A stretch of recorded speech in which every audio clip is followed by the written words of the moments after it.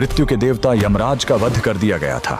जी हाँ, उस दिन मौत को खुद अपनी मौत देखनी पड़ी थी और उनका वध करने वाले कोई और नहीं बल्कि स्वयं कालों के काल महाकाल थे। सिर्फ अपने एक 16 साल के नन्हे भक्त को बचाने के लिए महादेव ने यमराज की छाती पर ऐसी लात मारी कि यमराज के प्राण निकल गए। कहानी शुरू होती है महान शिव भक्त ऋषि मृकंडु और उनकी पत्नी मरुदवती से। सब कुछ था उनके पास, लेकिन एक ही दुख था, संतान का न होना। उन्होंने शिवजी की कठोर तपस्या की। भोलेनाथ प्रसन्न हुए, लेकिन उन्होंने एक कठिन शर्त रख दी। उन्होंने पूछा, तुम्हें कैसा बेटा चाहिए?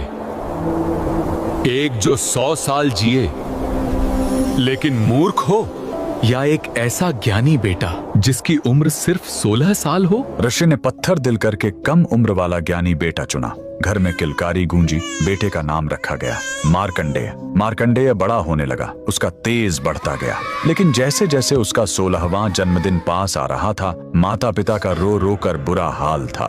जब मार्कंडेय ने कारण पूछा और उसे अपनी मौत का सच पता चला, तो वो नन्हा बालक बिल्कुल नहीं घबराया। उसने कहा, मैं उस महाकाल की शरण में जाऊंगा जो मौत को भी बदल सकते हैं। वह घर छोड़कर एक पवित्र और सुंदर नदी के किनारे आ गया।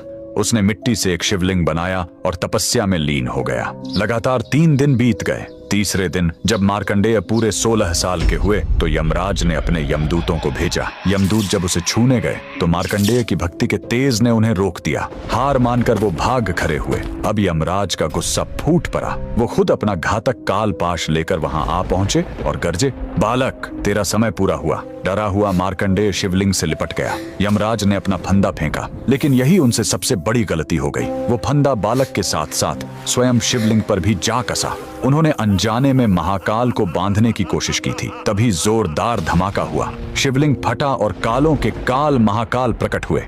उन्होंने गरज कर कहा, मूर्ख, तूने मेरे भक्त पर वार करने की हिम्मत कैसे की? महाकाल ने एक जोरदार लात यमराज की छाती पर मारी और अपने त्रिशूल से वहीं यमराज का वध कर दिया। उस पल दुनिया से मौत खत्म हो गई। शिवजी ने मार्कंडेय को अमर होने का वरदान दिया। बाद में सृष्टि का संतुलन बनाए रखने के लिए उन्होंने यमराज को भी वापस जिंदा किया, लेकिन इस चेतावनी के साथ कि वो शिव भक्तों से दूर रहेंगे। उस महाशक्तिशाली महादेव के लिए कमेंट में हर हर महादेव जरूर लिखें।